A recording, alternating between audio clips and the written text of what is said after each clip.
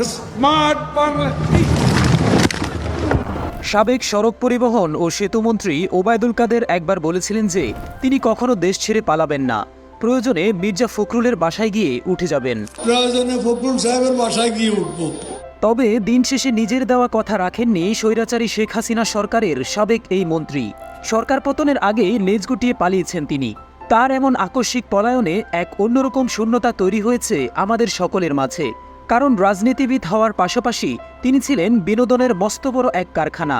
বাংলাদেশের ইতিহাসে তার মতো জোকার রাজনীতিবিদ হয়তো আর কখনোই আসবে না। আমরা করোনার চেয়ে শক্তিশালী। ওবায়দুল কাদেরের চালচলন থেকে শুরু করে তার উদ্ভট বক্তব্যগুলো ছিল নেটিজেনদের হাসির খোরাক। তার বিভিন্ন হাস্যরসাত্মক বক্তব্য আমাদের মাঝে চিরকাল অমর হয়ে থাকবে।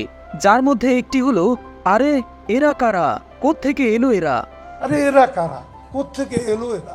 যারা সামাজিক যোগাযোগ মাধ্যম ব্যবহার করেন তারা জীবনে একবার হলেও ওবায়দুল কাদেরের এই ঐতিহাসিক উক্তিটি নিশ্চয়ই শুনেছেন। তাছাড়া ওবায়দুল কাদেরের আরেক জনপ্রিয় উক্তি হলো, মাসুদ তুমি ভালো হয়ে যাও। ভালো হয়ে যাও মাসুদ। তার এই উক্তি এতটাই ভাইরাল হয় যে বাংলাদেশের মাসুদ নামের সকল ব্যক্তিরা নিজেদের নাম নিয়ে বিরাট সমস্যায় পড়ে যান।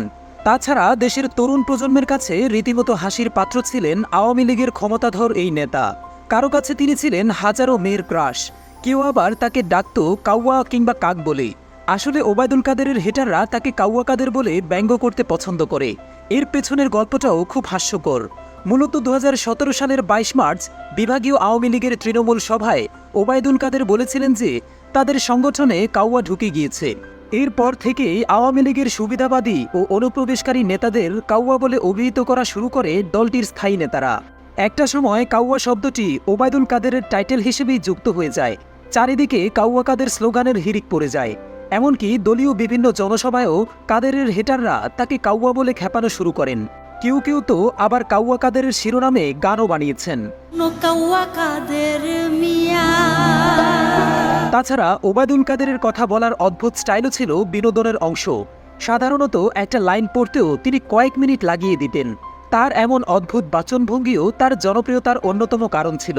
আজও স্কুল পড়ুয়া ছেলেপেলে থেকে শুরু করে চায়ের দোকানে আড্ডা দেওয়া বয়স্ক চাচা পর্যন্ত ওবায়দুল কাদেরের বাচনভঙ্গি নকল করার চেষ্টা করে। তাছাড়াও বাংলাদেশের একজন বিশিষ্ট রাজনৈতিক ব্যক্তিত্ব হয়েও ওবায়দুল কাদের কখনোই যুগের সাথে তাল মেলাতে পারেননি। তার ব্যক্তিগত ফেসবুক আইডি খুললেই বোঝা যায় তিনি ঠিক কতটা সেকেলে। একটা পোজে 5-10টা ছবি না তুললে যেন তার চলেই না। তাছাড়া নারীদের মাঝে দাঁড়িয়ে ছবি তুলতেও বেশ পছন্দ করতেন সাবেক এই মন্ত্রী।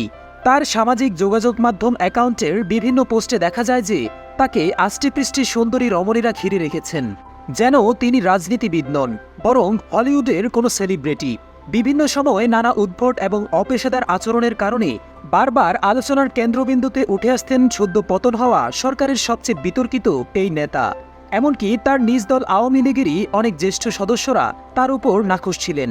তবে যে যাই বলুক, দেশের তরুণ প্রজন্মের কাছে তাদের প্রিয় ওবায়দুল কাদের নামটা এক অলিখিত ইতিহাস হয়ে থাকবে।